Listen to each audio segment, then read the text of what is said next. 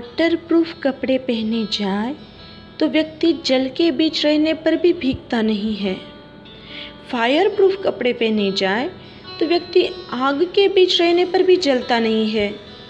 बस इसी प्रकार आत्मा जब निर्मल सम्यक दर्शन के वस्त्र ओढ़ लेती है तब वह आत्मा बाह्य सुख में लीन और बाह्य दुख में दीन नहीं बनता है। सम्यक दर्शन के वस्त्राभाव में ही आत्मा बाह्य सुख दुख से अत्यधिक प्रभावित होती है। सुख में लीनता यानी आलसीपन और दुख में दीनता, आकुलता, व्याकुलता, आर्त ध्यान ही है। सम्यक दर्शन आत्मा को इस आर्त ध्यान से बचाता है।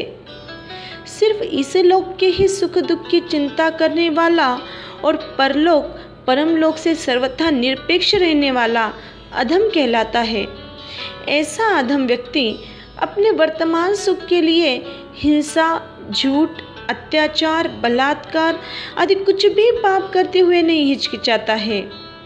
इस लोक के साथ परलोक की भी चिंता करने वाला और पाप से डरने वाला व्यक्ति मध्यम कहलाता है।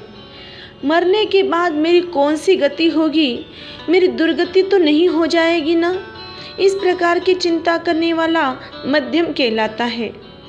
जबकि उत्तम पुरुष तो परम लोक की यानी मोक्ष की ही चिंता करने वाले होते हैं।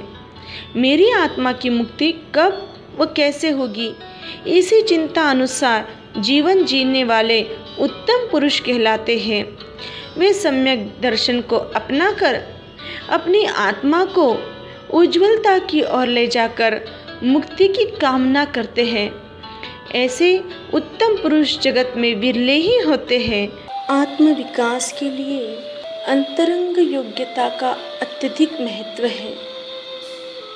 उपदेशक के थोड़े शब्द भी अत्यधिक प्रभावशाली बन जाते हैं और अंतरंग योग्यता न हो तो उपदेशक के हजारों शब्दों का भी कुछ भी प्रभाव नहीं पड़ता है।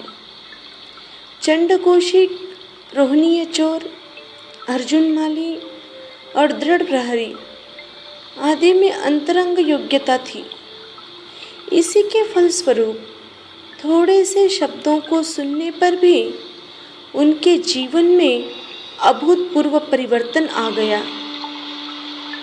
वे पापात्मा से मिटकर पुण्यात्मा बन गए, अधर्म मिटाकर परम बन गए। जिसके हृदय में श्रद्धा की दिव्य ज्योत जल रही हो उसे प्रतिमा में भी परमात्मा के दर्शन होते हैं, और जिसके हृदय में श्रद्धा का अर्थात सम्यक दर्शन का दीप न हो उसे साक्षात परमात्मा में भी सामान्य पुरुष के दर्शन होते हो, तो फिर प्रतिमा में पाषाण के दर्शन होते हो इसमें आश्चर्य ही कहाँ है। नास्तिक को प्रभु प्रतिमा में पत्थर दिखाई देता है, शिल्पी को प्रतिमा में कला के दर्शन होते हैं और श्रद्धालु आत्मा को परमात्मा की प्रतिमा में साक्षात परमात्मा के दर्शन होते हैं। पाषाण में परमात्मा के दर्शन, यही तो श्रद्धा का चमत्कार है।